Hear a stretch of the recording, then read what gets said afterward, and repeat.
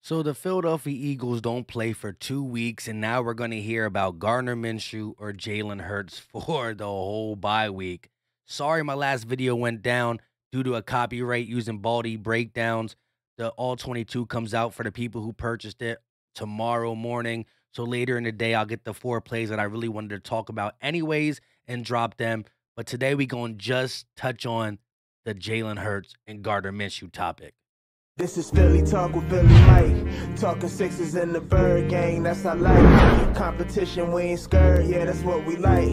Win or lose, you know we showing up and we gon' fight. You see we strive for the sky every day that go by. And every single week we screaming fly, Eagles fly. This is Philly Talk with Philly Mike, yeah. This is Philly Talk with Philly Mike, yeah. What is going on, everybody? I go by Philly Mike, and this is the Philly Talk Podcast. And today, well, I thought we had a lot to talk about, but I'm doing this video over again about 45 minutes later. I got some things I got to take care of, but do your boy a favor. Appreciate it a lot. Hit that like button. Subscribe if you are new, and ding that notification bell so you know when we drop these videos. Let's get right into it. Before we talk about the Jalen Hurts versus Gardner Minshew, let's pull up Gardner Minshew's throw chart for this Jets game. And I do want to not take nothing away from Gardner Minshew. He did a lot of things that I liked. Y'all saw my reaction in the play-by-play, right? Felt the energy. His connection with Dallas Goedert was great. But we can't take away this game plan was easy and perfectly executed, but he just took what the Jets defense gave him, and this is a bad Jets defense, and in bottom five of every single category. That's why the run worked, the pass worked, the play action worked, the dump offs, a couple mid-range throws. They were open. Goddard and others were running wide open. I mean, one play, Quez Watkins was so wide open, and that was one of Gardner's underthrows because the dude fell down. But let's look at some of the things that get talked about that Jalen Hurts can't do, that Gardner Minshew was going to be better at. But let's just look at the throw chart, right? Jalen Hurts always throws to his right. So did Gardner Minshew. Not too many in the middle and not too many to the left. 4 to the left and a lot behind the line of scrimmage and only 10 yards, 5 yards. And we let the playmakers work, right? We didn't put everything on the quarterback because Gardner Minshew didn't get that many reps with the first team. He didn't have that same running attribute that Jalen Hurts has, even though he's a little mobile in the pocket. But there was one play that I wish I can show you. I'm going to talk to you guys about it tomorrow. It's when he dropped back, he climbed a pocket, and had some green grass to run, but stayed in the pocket, squared his shoulders, and delivered a dot to Quez Watkins. There, I think Jalen Hurts runs.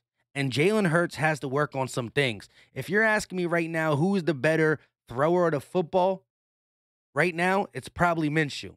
But certain situations, playmaking ability, that goes to Jalen Hurts. That goes to Jalen Hurts. This Washington football game is going to be the biggest game of the season, right? It's the biggest game of the season. No ifs, ands, or buts. Gardner Minshew won one game for the Eagles against the Jets. And people want to say it was just against the Giants where Jalen Hurts wet the bed. And I agree, it was bad. But that was his worst game of his career. You can't take the worst one. You can't take the best one. Because if Gardner Minshew played multiple games, he would have had a game where he looked bad. It's just in the cards. Everybody does it, from Aaron Rodgers to Tom Brady to Patrick Mahomes, let alone the lower tier quarterbacks. It's as simple as that. I got to say this about the Giants loss and the Jets win, right? It's different in the sense of they both only won 3 games. The Giants' defense is better than the Jets. No ifs, ands, or buts about that. But the main thing is the Giants are a divisional opponent, and that happens. The Minnesota Vikings controlled their destiny after beating the Packers and the Chargers. They beat the Packers and the Chargers. And then what happened? They let the winless Lions beat them and take them out of playoff consideration as we speak now. Why? Oh, yeah, they're division opponents. So that happens. We've seen a Cowboys team beat a Giants team, and Washington beat the Cowboys, and we beat the. When you are bad, but you're playing a division opponent, it's still in the cards. You got to be on your P's and Q's, and we weren't, mainly with Jalen Hurts. But if you ask me whose team this is, it's Jalen Hurts. Who has the higher upside? It's Jalen Hurts. Who did this team invest more in? It's Jalen Hurts. Who does the organization got to know if he's the guy by the end of the season? And I saw in that 3-1 win streak, him throw the ball each game more and deliver from the pocket. The Dallas got to throw it. That Denver whole first half, he was knocking it down from the pocket to Devontae, to Quez, who dropped it, to Dallas Goedert, to some checkdowns. Now, again, I honestly didn't come out and say it, but as you all hear me leaning towards, Jalen Hurts is going to be QB1. It was said by Nick Sirianni, and if it was up to me, I would let it be. Now, if Jalen Hurts sweats the bet against Washington, then we got to talk about it. And you're going to say, well, our chances are too late. I mean, yeah, it is too late. But we have a lot of things riding on this, right? A lot of people right now don't believe Jalen Hurts is the guy. And if you don't believe Jalen Hurts the guy, then you're thinking, what's the worst case scenario in letting Gardner Minshew play? Some people feel that Gardner Minshew will help us win in this Washington football game. And I'm not necessarily going to disagree. I just think Jalen Hurts is QB1, and you can't go back on it at this point because although he lost against the Giants, and that's still the bad taste, last time you saw Minshew, he won against the Jets, and he did it convincingly. Last time we saw Hurts, it's recency bias. I think the most part is. But that 3-1 win streak, I think we can get that quarterback back. And if we get that quarterback back, that's something to build on to see if his upside comes true. Because we've seen guys who have his mobility, his playmaking ability, just got to get consistent. And sometimes it don't work, and sometimes it does. If it does, you got to gem. If it don't, we got to move on. I don't think Howie Roseman or Jeff Lurie looks at Gardner Minshew and says, that's the guy. I think he's under contract for, 2 years? He will be the backup for 2 years. I think Hurts is either going to be the starter in Philly or out of Philly. Regardless, Minshew stays as the backup. That is what I think. I think if we move on via trade or we draft a guy, you're going to be able to move Jalen Hurts in a trade package over Gardner Minshew. I just think that's the way the NFL is going to think.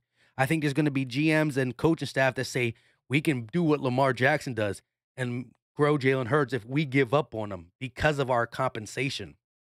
That's what I think is going to happen. So I think Gardner Minshew is the backup. I think he played terrific. I don't want to take nothing away from him, but I want to get out and let y'all know where I feel. Coaches said it. I believe that's the right thing to do. But best believe I felt the energy from Gardner. I'm not going to take it away from him. He played a good game. I just think that if you ask me who got better touch and who's more decisive and stuff like that, it goes to Gardner. Who's the better playmaker, it goes to Jalen. I just think Jalen can do some of the things. And maybe just watching him, he takes the checkdowns. He keeps his eyes down the field because he just watched Gardner Minshew execute. And sometimes you see a game and it just, something changes. And you never know. The upside could be on the rise. If we lose to Washington and Jalen Hurts is the reason why, I'm going to apologize. I'm going to apologize that I stayed true to it because the Eagles is what matter and the playoffs are here, right? A lot of people wanted to analyze Jalen Hurts, but they didn't think playoffs were going to be an actual thing. I said 9-8. Right now we sit at 6-7. 9-8 is a possibility. 10-7 is a possibility if we win out.